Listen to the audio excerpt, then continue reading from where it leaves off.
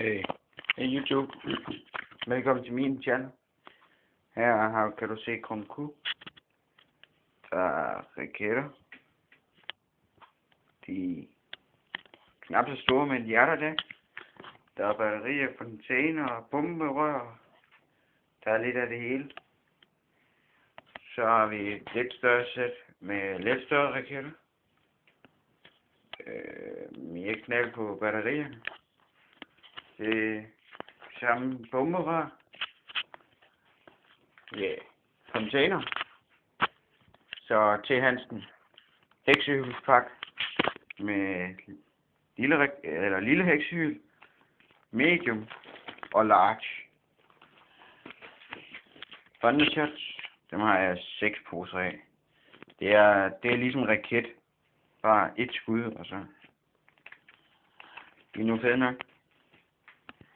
Cracking balls.